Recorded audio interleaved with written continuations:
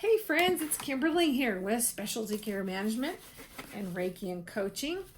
Hey, so I had just had a quick strategy to share with you guys. I really like this strategy, and I find it's really effective in helping folks who are in a position where they're feeling overwhelmed or they're feeling particularly, and especially I'm hearing a lot of it right now, fear and anxiety and overwhelm, powerlessness.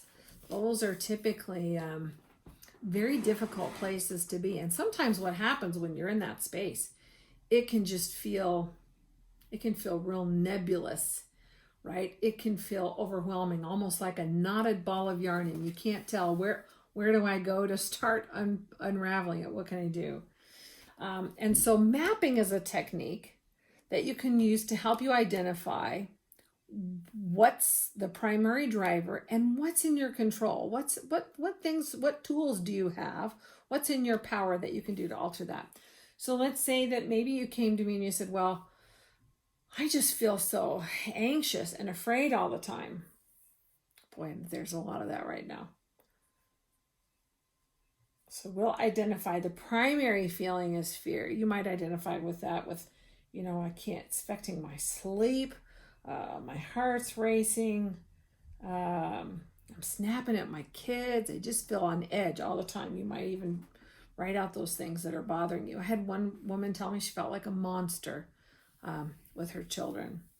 So those things, and when she was able to peel that back, she's able to identify, well, I'm feeling very anxious and afraid. Okay, so then we could take that out. And now your next question for yourself is going to be, what stimuli, right? We're removing ourselves from ourselves. We're kind of taking a step outside and we're looking at our situation. We're asking ourselves, what are the stimuli that are feeding this feeling? Well, it could be any number of things. But let's just make up a situation. Let's say, well, my overwhelming driver there, I tell you, I'm worried all the time about money. And what about money? Well, it could be I'm worrying about losing my job. This is actually a great example. I'm worried about losing my job. And then you're going to ask yourself, well, what is it? What are the stimuli that are causing me to think about losing my job? What is the driver there? Right? So the driver there, and you might just list out, what are the stimuli that's making you afraid of losing your job? Well, I'm not showing up. Not showing up. I've been late. They've written me up 4 times because I've been late to work. Or it could be my production's really low. I can't focus. I'm hearing that a lot, actually. I can't. It's really hard to focus. I can't seem to keep my production has dropped by such and so percent, they said, and if I don't get it up, blah, blah, blah, whatever that is, production. It could be, gosh, I've had 3 of my friends who've been fired or laid off or whatever. So these stimuli then are the things that are driving this feeling of worry, losing your job, that's feeding. Do you get the gist now? That's feeding this overwhelming state where you're kind of fearful. It could be a number of things. It could be maybe the other driver is your neighborhood. Maybe there have been some break-ins in your neighborhood. Or it could be, I don't know, it could have an abusive spouse. And you could put some things in there. And still, with each one of these, you're going to carry this out until you can't carry it out any farther. What are the stimuli that are feeding the break-ins? Right? What are the things that are causing that? If you can identify those. You're going to identify what are the stimuli, what are the things that are driving this. This is driving this, right? So what's driving this? And carry it out as far as you can. When you can't carry it out any farther, okay, so if we take it back to this part where your fear is losing your job, well, what are the stimuli that are leading you to feel that way? You list those stimuli. You can carry this out farther. Well, what are the stimuli that are causing this? What are the stimuli? What's affecting you not showing up? Well, I can't sleep. Or it could be I've had back pain. It could, whatever it is. Or I've been late to work.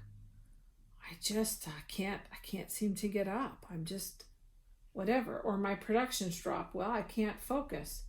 3 friends fired. Well, what do you think the driver was? And you may not know what the driver is there. Well, or it might be, well, you know what? They just always did shoddy work, or whatever. It could be that there are layoffs all over because things are changing. We're not having as many customers right now, so we have to make cuts. Whatever that stimuli is. And this is where the magic happens, because now your next step is, okay, once you've carried that out as far as you can. So let's look at this here. If we just looked at the example, my production is dropped. If you were to carry that down, well, the stimuli that are affecting that is I can't seem to focus. What's driving that? Well, there's a lot of noise in my house.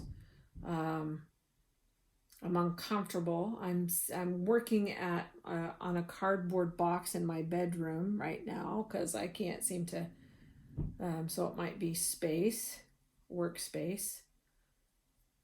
Could be my eyes hurt. Maybe my eyes hurt because I'm sitting at a computer all day. Whatever it is, could be I have a hard time getting up because I'm tired all the time. So, and this is where you're going to figure out, okay, well, what's feeding this? Well, my kids are home because school's crazy right now. Could be my workspace is crazy because, my kids are home. And so I can't work from my kitchen and I'm home. Whatever that is, you're going to map that out as far as you can. Now you get to a place where you can't map it out any further. And then you're going to come to a place where you're going to say, well, can I do something about the noise? Is something in my power? What's in my power there? And this is where it's super important to take the girdle off your brain, right? You're not going to put any limits on. You're just going to brainstorm. Some of the ideas that you're going to come up with are going to just be worthless. Some of them are going to be golden. And you might even employ a coach or a trusted friend, somebody who's been successful where you haven't. Remember, when you're reaching out for help, we want to reach out to not laterally and not down. We want to reach up for help. Right? So if you're reaching out to somebody else who's struggling, chances are you're just going to drag each other down. Instead, we want to reach up, find a mentor, somebody who's been successful transitioning their work environment. Find a good coach. If your work has EAP, that's fantastic. A lot of times you can be plugged in with sometimes just even 1 to 3 sessions with a good counselor, a good advisor can make all the difference in the world. And so, but you are going to take with what you have and the resources you have, what can I do? Maybe I can put in headphones. Maybe I can look for, maybe there's a teenager in my neighborhood or somebody else whose work situation has changed. Maybe I could hire a sitter to come in, and if your kids are grade school or whatever, maybe they can help them with their online schooling so that I can get some work done. Maybe I can find somebody who can trade services for me, with me, that I can have some extra help that I need in the home. Maybe I can redesign my workspace, right? Maybe I could look at what can I do to convert my guest room? What can I do? Or what can I do to make the space I have more conducive for my work environment? What can I do for my eyes? If my eyes hurt because I'm at the computer screen, maybe I need to go see my eye doc and get an eye exam. Maybe I need some glasses. If I'm tired, well, you know what? Maybe I need to set a better routine for myself. Maybe I need to go to bed a little bit earlier. I might need to see my provider.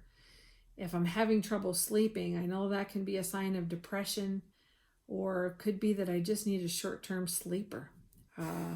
Maybe I need to, find out what do I do to help my sleep be healthier so that I can feel refreshed when I wake up in the morning, because that's not normal to be tired all the time, right? Maybe my vitamin D's low. Maybe there's something else going on physiologically that I need to check with my provider. And so from here, this is where you develop your action plan. And here's the real crux. When you do this kind of an exercise, You're going to come up with some strategies, even if it's trial and error, even if the strategies that you come up don't work, you're doing something to change your situation and you will figure it out.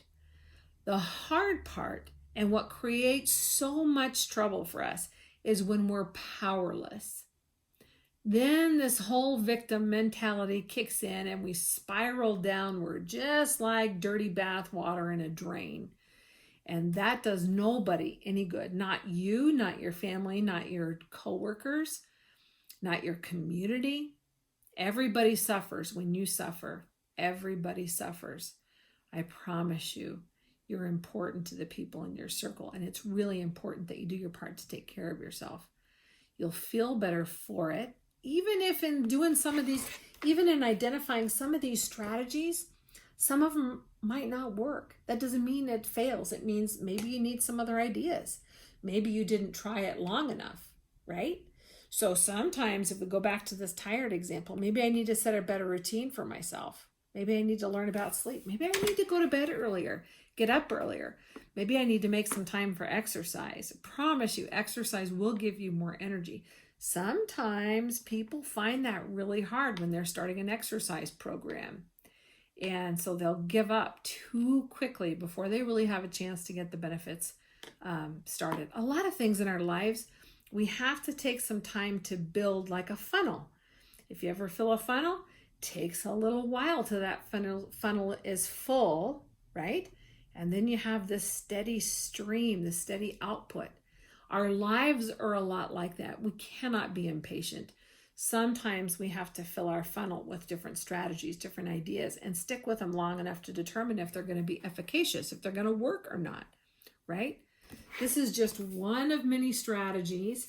The nice thing is, even if you can't or you're not identifying things that are going to work, this is fantastic to take in to meet with your coach or a counselor to help identify what will work, what can I do, what tools or strategies do I need that I don't currently possess that would make a big difference for me to move forward so that I can emerge victorious and in a place where I no longer am overwhelmed by fear and anxiety, but that I feel I have some power and direction over my life.